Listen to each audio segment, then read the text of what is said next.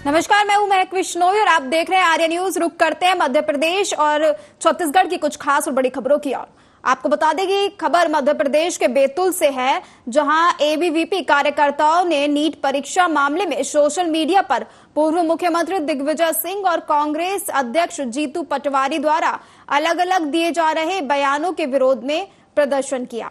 SP office के सामने ABVP कार्यकर्ताओं द्वारा जीतू पटवारी और दिग्विजय सिंह का पुतला दहन कर जोरदार नारेबाजी करते हुए पुलिस अधीक्षक को ज्ञापन सौंपा गया, जिसमें पूर्व मुख्यमंत्री दिग्विजय सिंह और कांग्रेस अध्यक्ष जीतू पटवारी पर एफआईआर दर्ज करने की मांग की गई। एबीवीपी कार्यकर्ताओं ने कहा कि बिना किसी प्रमाण के एबीवीपी पर नीट पेपर लीक के आरोप लगाए जा रहे हैं। एबीवीपी कार्यकर्ताओं का कहना है कि वास्तविकता तो यह है कि राष्ट्रीय टेस्टिंग एजेंसी द्वारा आयोजित नीट की परीक्षा में गड़बड़ी आने के बाद सबसे पहले एबीवीपी द्वारा ही विद्यार्थियों के भविष्य के साथ हुए खिलवाड़ पर विरोध कर मुद्दे की जांच सीबीआई से कराने की मांग की गई थी, जिसके बाद अब कांग्रेसी नेताओं द्वारा अनगढ़ बयान दिए जा रहे हैं और राजनीतिक लाभ के लिए एबीवीपी को बदनाम किया जा रहा है।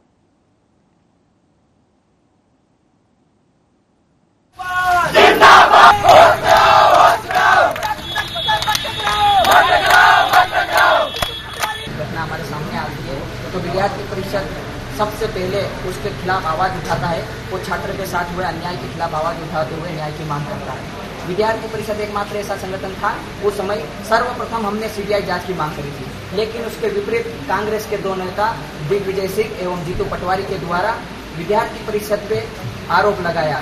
तो विद्यार्थी परिषद ये आपसे पूछना चाहती है कि किस आधार पर विद्यार्थी परिषद के कार्यकर्ताओं पर आपने आरोप लगाया है, किस आधार पर विद्यार्थी परिषद के कार्यकर्ता पे आरोप लगाया है, उसके लेकर कि विद्यार्थी परिषद के कहीं ना कहीं इसमें इन्वॉल्व है। जो और गुना शहर में लव जिहाद का एक सनसनीखेज मामला सामने आया है। पीड़िता ने आरोप लगाया है कि आरोपित युवक ने पहले अपनी असली पहचान छुपाकर उसके साथ इंटरनेट मीडिया पर दोस्ती की, जिसके बाद उसने धमकी देकर उसके साथ दुष्कर्म किया और अश्लील वीडियो बना लिया। ब्लैकमेल करते हुए उसका यौन शोषण करने लगा और युवक ने उसके साथ मारपीट करते हुए धर्म परिवर्तन का भी दबाव बनाया। शिकायत मिलने के बाद कोतवाली पुलिस ने दुष्कर्म, मारपीट समेत कुछ अन्य धाराओं में प्रकरण दर्ज कर छानबीन शुरू कर दी है। कोतवाली थाने में दर्ज कराई गई शिकायत में युवती ने बताया कि करीब 2 साल पहले इंस्टा पर उसकी भयू नाम के युवक से दोस्ती हुई थी, जिसके बाद दोनों में बातचीत होने लगी। युवती का आरोप है कि युवक ने मेल मिलाप के दौरान उसके कुछ फोटो खींच लिए थे, जिसके बाद से वह उसे लगातार परेशान और ब्लैकमेल करने लगा। युवती ने बताया कि जब युवक की दूसरी आईडी, जिसमें अरशद नाम लिखा था, देखी, तब युवक के मुस्लिम होने का पता चल पाया।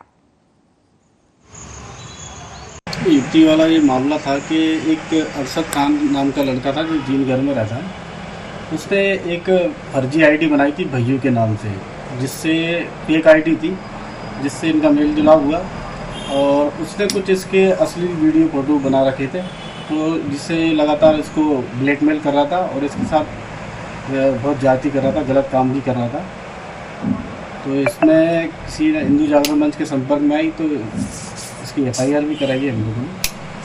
हिंदू जागरण मंच ऐसे कई मामलों में, लव जिहाद के मामलों में सामने आता है और आर्थिक रूप से मदद भी करता है। जी, अभी इससे पहले एक नाना खेड़ी में मामला आया था जिसमें इसकी आंखों में मिर्ची भर के और उसकी ऑटो में फेविस्टिक लगाई थी, तो उसका हिंदू जागरण मंच और करणी सेना द्वारा फाइनेंशियली मदद कर उसका इलाज कराया था ग्वालियर में। और इस पीड़िता को भी न्याय दिलाने के लिए हिंदू जागरण मंच हमेशा तत्पर खड़ा रहेगा। युवती वाला ये मामला था कि एक अरशद खान नाम का लड़का था जो जीन घर में रहता है। उसने एक फर्जी आईडी बनाई थी भैयू के नाम से। मामला ये था कि एक भैयू नाम का लड़का था, तो इंस्टाग्राम पे उसकी भैयू नाम से आईडी थी। तो उसने क्या रिक्वेस्ट भेजी पहले, तो हमने क्या 1 मंथ बाद उसको रिप्लाई दिया। तो बहुत मैसेज करता था। हमने बोला भाई कौन हो, बोले कि बात करना चाहता हूँ, ऐसा वैसा, कि उसने मतलब मैसेज पे लिखा मैं हिंदू से ही हूँ, ये वो फलाना ढिकाना, दुनिया भर की बात ही की। और वो फिर बातें करते करते क्या हॉस्पिटल आ गया। उसने हमको देखा हुआ था पहले से ही, उसकी नज़रों में मैं पहले से ही थी। उसने बोला कि मैं भैयू हूँ। मैंने बोला आप कौन हो, अचानक से आए हो हॉस्पिटल में। भैयू मैं आपसे मिलने आया हूँ, ऐसा वैसा, कि मुझे आपके साथ पिक लेना है। मैंने कि नहीं, मैं पिक नहीं दूंगी, मैं जाने लगी। बोले कि पिक लेना पड़ेगा आपको, कि मैं आपको बहुत चाहता हूँ, ऐसा वैसा करके पिक बड़ी मुश्किल से मेरी पिक ले ली उसने। पिक लिए फिर दूसरे दिन हम फिर आए काम करने के लिए, तो उसने दूसरे दिन हमको मैसेज पे लिखा, तेरी देख पिक सब चीज़ों में बताऊँगा, ये करूँगा वो करूँगा, समाज में तुझे कहीं की भी नहीं रहने दूँगा। फिर ने मैं क्या, उसको मालूम पड़ गया घर का हमारा, तो घर पे आया और उसने फ़ोटोज़ ले लिए हमारे, और फिर मुझे ब्लैकमेल करने लगा, गंदे काम किए घर पे आके, वीडियो बनाया, वीडियोस फिर बनाया। उसके बाद किस तरीके से आपको पता चला कि ये मुस्लिम है? तो उसने आईडी चेंज किए, फिर जब सब कुछ हो गया था उसके बाद आईडी चेंज की अरशद खान के नाम से। फिर क्या कैसे आपको धमकी देता था, क्या बोलता था आपसे, किस तरह क्या करने के लिए बोलता था? वीडियोस दिखाता था, मैं ये समाज में बताऊंगा, मेरे फ़ोन लेके मेरा फ़ोन रखता था 5-5 दिन तक, मेरे फ़ोन में डालता था माय हस्बैंड भैयू, बहुत सारी वो डालता था, देखते थे समाजवादियों को, मेरे साथ में फ़ोटो खींच, ये वो कर, बहुत सारी कपड़े को लेकर और धर्म परिवर्तन को लेकर हाँ क्या बिल्कुल करता था कि आप निकाह पहन के जाओगी, जहाँ भी जाओ निकाह पहन के जाओ, ये करो वो करो, बहुत सारी चीज़ें चेंज। और तमाम जानकारी के लिए हमारे साथ संवाददाता रणधीर जुड़ गए। रणधीर, ये लव जिहाद का मामला सामने आया है, क्या है पूरा मामला? मैम, ये सारा मामला शुरू होता है सोशल मीडिया की साइट एक्स्ट्राग्राम से। आरोपी युवक द्वारा एक फर्जी आईडी बनाकर अपनी मुख्य पहचान छुपाकर एक फर्जी आईडी बनाकर लड़की को अपने प्रेम जाल में फंसाया। इसके बाद लड़की को किसी तरह से इसके आईडी मुख्य आईडी का पता चलता है, तो उससे दूरी बनाने की कोशिश करती है लड़की। तो युवक द्वारा इसको बार बार धमकी देकर अश्लील वीडियो बना लेता है, इसको ब्लैकमेल करते हुए अश्लील हरकतें करता है और यौन शोषण करता है। जी देखिए, किस तरीके से पता चला कि ये जो युवक है ये मुस्लिम है, किस तरीके से पूरा खुलासा हुआ? ये मुख्य बात यह है कि मैम, इसके मोबाइल से पता चला कि इसकी आईडी के देखने पर पता चला कि ये अरशद नाम का ये युवक है। इसके बाद लड़की इससे कुछ दिन बाद दूरियां बनाना शुरू कर देती है, तो इस आरोपी द्वारा जहां पर वो लड़की काम करती है वहां पर बार बार पहुंचता है और युवक के परेशान होने से जो लड़की काम कर रही होती है वहां के स्टाफ द्वारा इसकी शिकायत कराए जाने को लेकर लड़की को समझाया जाता है। लड़की द्वारा ये मामला पुलिस तक पहुंचाता है। विश्व हिंदू जागरण मंच के द्वारा इसकी FIR थाने में कराई जाती है। जी, फिलहाल पुलिस ने इस मामले को लेकर क्या कुछ कार्रवाई की है? क्या युवक हिरासत में लिया जा चुका है? क्या कुछ कार्रवाई की गई है आगे? ये लव जिहाद का मामला दर्ज कर लिया गया है और पुलिस द्वारा इस आरोपी को हिरासत में ले लिया गया है। ठीक है। और ये एक जी, ये युवक एक मजदूर वर्ग का है, ये वेल्डिंग का काम करता है। जी जी, गुना के किस क्षेत्र से ये पूरा मामला जो है निकलकर सामने आया है? ये गुना का ये क्षेत्र है जिसमें मुस्लिम बहुमूल्य क्षेत्र है, जहां पर युवक किराए के मकान में जीनगर नाम के क्षेत्र में एक किराए से रहता है। ठीक है, तमाम जानकारी साझा करने के लिए बहुत बहुत धन्यवाद रणदीप।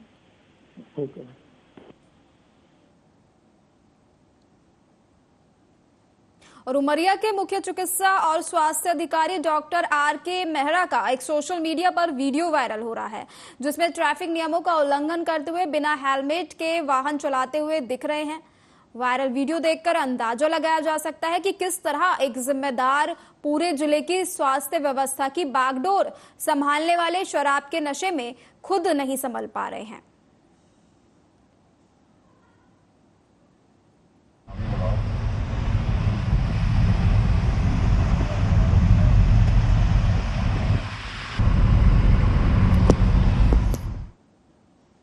और विद्युत विभाग द्वारा की जा रही अघोषित कटौती और मनमानी के विरोध में कांग्रेस के पूर्व कार्यवाहक जिलाध्यक्ष अर्पित उपाध्याय के नेतृत्व में कांग्रेस कार्यकर्ताओं और आम नागरिकों ने विद्युत विभाग कार्यालय पहुंचकर जमकर नारेबाजी की, कार्यालय में मोमबत्ती जलाई और विद्युत विभाग के प्रबंधक अरविंद वर्मा को जलती हुई मोमबत्ती भेंट की।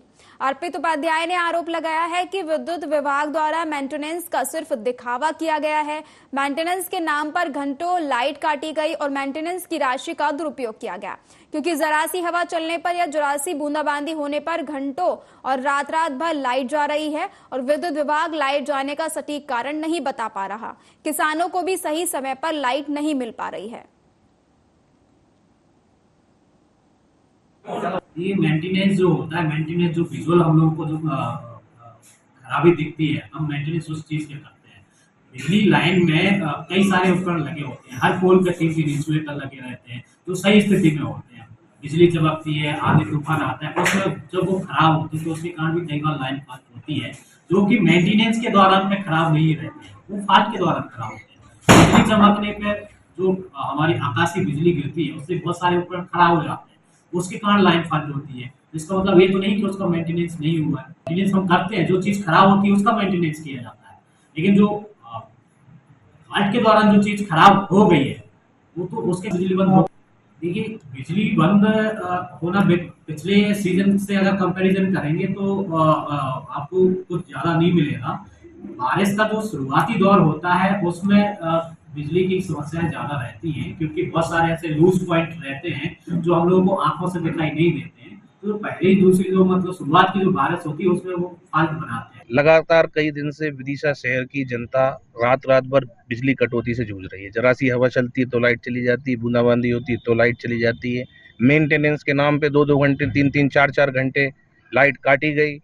फिर ये कैसा मेंटेनेंस किया गया कि जरा सी हवा में विदिशा शहर की लाइट जा रही है। कल रात को रात भर लाइट नहीं रही कई इलाकों में, लोग परेशान हो रहे हैं। विद्युत विभाग का कोई ऐसा लोगों के पास नंबर नहीं है जहां वो फोन करके जानकारी ले सकें कि लाइट क्यों गई है, कितनी देर से आएगी, कब आएगी, कोई जानकारी नहीं है। लाइट के बिल लोगों के बहुत ज्यादा आ रहे हैं, जिनके यहाँ पर उतनी लाइट का उपयोग हो भी नहीं रहा, ना इतनी चीजें उपयोग हो रही, उसके बाद भी लाइट के बिल ज्यादा आ रहे हैं। और मध्य प्रदेश के सिवनी गोवंश हत्याकांड मामले में सूबे की मोहन सरकार एक्शन मोड पर नजर आ रही है। एमपी सरकार ने बीते दिन बड़ा एक्शन लिया था, जिसमें मुख्यमंत्री मोहन यादव ने सिवनी जिले के कलेक्टर और एसपी को हटा दिया था। इसके बाद आज फिर गोवंश हत्याकांड मामले में आरोपियों पर बुलडोजर कार्रवाई की गई है। इस कार्रवाई के बाद ऐसा माना जा रहा है कि आने वाले दिनों में कई और आरोपियों के खिलाफ भी ऐसी ही कार्रवाई की जा सकती है। दरअसल बीते दिनों सिवनी के 2 अलग अलग थाना क्षेत्रों में बीते दिनों 50 से ज्यादा गायों के शव मिले थे, जिनके गले पर धारदार चीज के घाव के निशान थे। अभी तक 3 आरोपियों पर एनएसए लगाकर जेल भेजा जा चुका है। गोवंश हत्याकांड के आरोपियों के घर पर बुलडोजर चलाकर ये कार्रवाई की गई और अवैध हिस्सों को बुलडोजर से गिराया गया। आरोपी वाहिद और शाहदाब के गुआरी गांव के घर पर बुलडोजर चलाया गया। वहीं तीसरे आरोपी इरफान के खेरी गांव के घर के अवैध हिस्से को बुलडोजर चलाकर ढाया गया।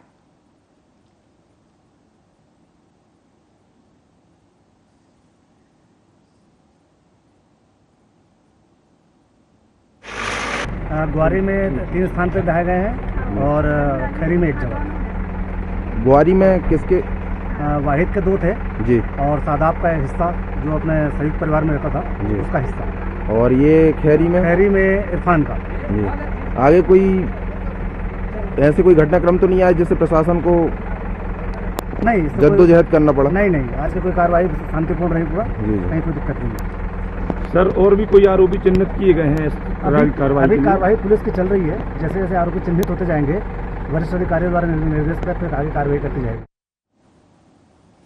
और बिजली की चपेट में आने से मौत हो गई। परिजनों का पुलिस को घटना की सूचना दी गई। इसके बाद पुलिस ने मर्ग कायम कर विवेचना शुरू कर दी। थाना प्रभारी एसएल मरकाम ने बताया कि पुजारी के शिवदास पिता बलकू झरिया गांव में हाथी टेकरी में बने दुर्गा मंदिर में रहकर पूजा अर्चना करते थे। बेटे गोकुल प्रसाद झरिया ने बताया कि रविवार शाम करीब 6 बजे क्षेत्र में गरज और चमक के साथ आकाशीय बिजली गिरी थी। सुबह गांव के विश्वनाथ ध्रुव मंदिर के पास गए तो उन्हें रविदास का शव मंदिर के आंगन में पड़ा मिला। पास जाकर देखा तो शव झुलसा हुआ था, जिसके बाद पुलिस ने मौके पर पहुंचकर पंचनामा तैयार किया। सभी के बयान दर्ज किए गए हैं। मामले की जांच जारी है।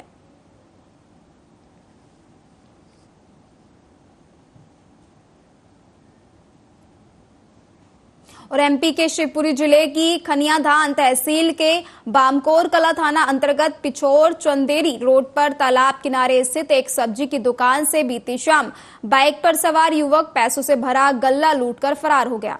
जानकारी के अनुसार पिछोर चंदेरी रोड पर तालाब के पास एक स्टॉल में समीर कुशवाहा सब्जी की दुकान संचालित करता है। दुकानदार के अनुसार गल्ले में 15 से 20 हजार रुपए रखे हुए थे।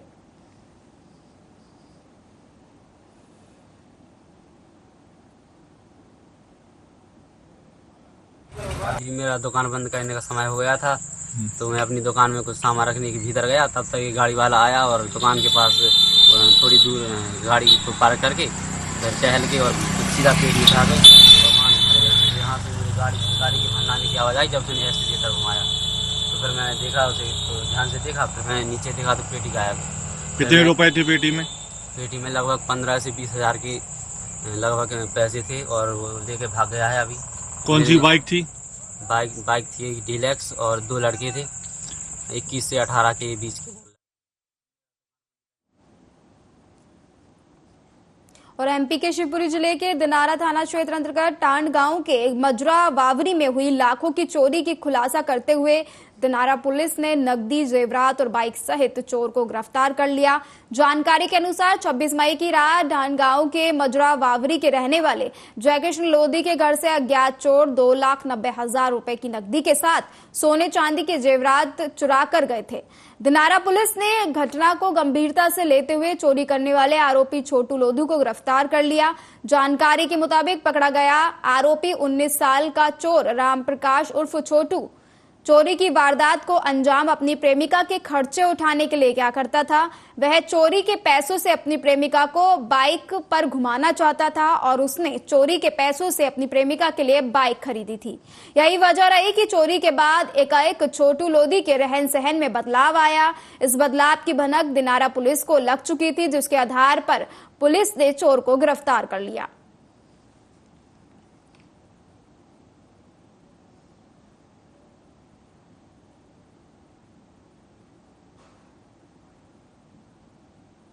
सबसे पहले तो मैं दिनारा पुलिस को बधाई दूंगा, क्योंकि उन्होंने 27 मार्च को जो चोरी हुई थी उसमें 3 लाख का पूरा मजदूर का बरामद किया है। 27 दिन को धान ग्राम के रहने वाले मजरा बाबरी है, वहाँ के जयकिशन लोधी ने थाने पर रिपोर्ट किया कि उसके नकदी और सोने चांदी की रकम टोटल 3 लाख रुपये में वो एक व्यक्ति चोरी करके लेता है। जो वरिष्ठ अधिकारियों के मार्गदर्शन में थाना प्रभारी दिनारा द्वारा और उनकी टीम के द्वारा संदेही छोटू रामप्रसाद को उठाया और उसके द्वारा पूछताछ में उसने बताया कि मैंने ऐसे ऐसे चोरी किया था। उसके घर से नकदी रुपया पूरा जब्त कर लिया है और उसमें सोने चांदी का जेवर जब्त कर लिया है और जो 1 लाख की मोटरसाइकिल उसे खरीदी थी वो भी जब्त कर ली गई है।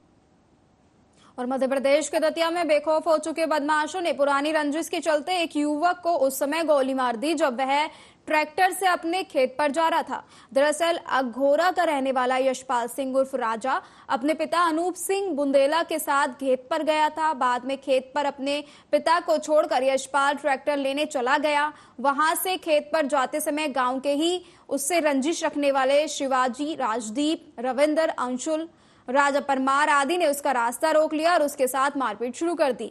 जान बचाकर भागे यशपाल को इन बदमाशों ने पीछे से गोली मार दी जो उसकी जांघ में लग गई।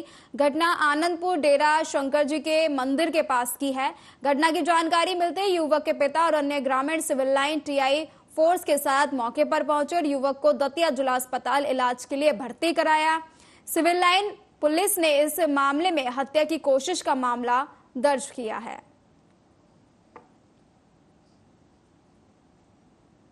हम अपने खेत पे गए थे, पापा हमारे साथ में थे। पापा हम बिठा गए, पापा बोले हमें घर पे बिठा गया गाँव वाले मकान पे। हम ट्रैक्टर ले भी जा रहे, ट्रैक्टर देख भी गए, वहाँ से लौट रहे थे। हम वहीं पास के गाँव, वहीं पास में दुश्मनी जलत उनके वहाँ खेत है, वहाँ से हम जी नहीं जान रहे थे। 5-6 लोग थे, 6 लोग थे। वे 4 हमारे सामने आए, शिवाजी, राजदीप और उनके रविंद्र भैया, अंशुल, राजा, परमार, ये 4 लोग हमारे सामने आए। 2 लोग मोबाने थे, वे पीछे की साइड गाड़ियों पे खड़े रहे। वे 2, ये 4 गाड़ी से उतर के आए थे। फायर उन्हीं में से किसी ने किया क्योंकि पहले हमको बातों में बता लिया, पहले मारने की कोशिश की, हम भागे तब इनने गोली चलाई गई। और रानी दुर्गावती की 500वीं पुण्यतिथि के अवसर पर बच्चों के लिए 5 दिवसीय व्यक्तित्व विकास शिविर को आयोजित किए जाने को लेकर दीनदयाल शोध संस्थान के राष्ट्रीय संगठन सचिव डॉक्टर अभय महाजन द्वारा जानकारी दी गई। बताया गया कि ये जो हमारे बच्चे हैं ये देश के कर्णधार हैं। रानी दुर्गावती की 500वीं पुण्यतिथि के अवसर पर कृषि विज्ञान केंद्र मझगांवा में 9 से 16 वर्ष आयु के बच्चों के लिए 20 जून से 25 जून तक 5 दिवसीय व्यक्तित्व विकास शिविर का आयोजन किया गया। इस शिविर में लगभग 35 पंचायतों से 260 बालक बालिकाओं ने भागीदारी की।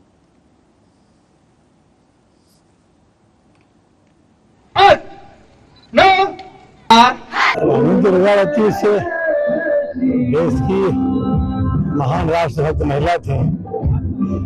पीड़ा तब तक होती है जब उनके आक्रांता और देश के आक्रमणकारी अकबर को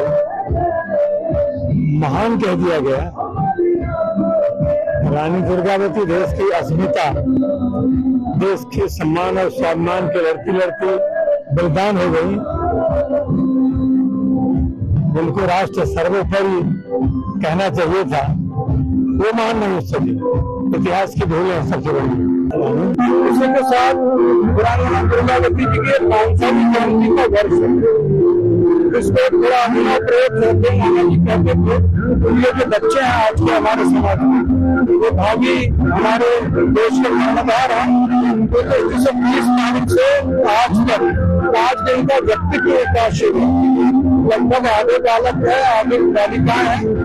35 पंचायत लगभग 70-75 गाँव से लगभग 260 बालक बालिका है। 5 दिन में ही और उनके जो शारीरिक और सांस्कृतिक कार्यक्रमों का प्रशिक्षण का कार्यक्रम था गया, सब अभिभावक भी आए हैं, समाज के गणमान्य लोग भी आए हैं। लगभग 5 दिन में ही लगभग 9 वर्ष से 16 वर्ष तक के बालक बालिका है। और एमपी के शिवपुरी जिले के खनियाधाना में एक हिस्ट्री शीटर ने सराफ कारोबारी की बेटी को गोली मार दी। घायल को तुरंत खनियाधाना के स्वास्थ्य केंद्र ले जाया गया, जहां से उसे झांसी अस्पताल में भर्ती कराया गया, जहां इलाज के दौरान उसकी मौत हो गई। इस घटना का वीडियो भी सामने आया, जिसमें कारोबारी को बदमाश गोली मारते दिखाई दे रहा है। जानकारी के अनुसार खनियाधाना कस्बे का रहने वाला सर्राफ कारोबारी धर्मेंद्र सोनी से अदातन बदमाश रोहित केवट का पैसों के लेन देन को लेकर कोई विवाद रहा था। रोहित केवट धर्मेंद्र के पैसे लौटा नहीं रहा था। मड़िया तालाब के पास एक मंदिर के चबूतरे पर रोहित और धर्मेंद्र के बीच कहासुनी हो गई और रोहित ने धर्मेंद्र को गोली मार दी। गोली कनपटी को छूकर निकल गई, जिससे वो घायल हो गया। घटना का लाइव वीडियो सामने आया है। वहीं पिछोर एसडीओपी प्रशांत शर्मा ने बताया कि आरोपी को गिरफ्तार कर उसके खिलाफ हत्या की धाराओं में मामला दर्ज कर लिया गया है।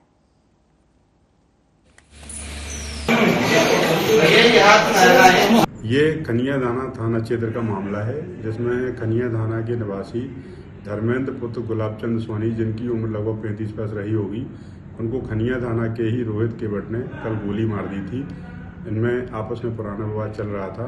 आज इलाज के दौरान धर्मेंद्र सोनी की मृत्यु हो गई है और पुलिस ने आरोपी रोहित केवट को रेडी चौराहे से आज गिरफ्तार भी कर लिया है। हमने उसको माननीय न्यायालय में प्रस्तुत करके उसका। और मेरे साथ इस बुलेटिन में इतना ही। तमाम बड़ी खबरों के लिए आप देखते रहिए आर्या न्यूज। नमस्कार।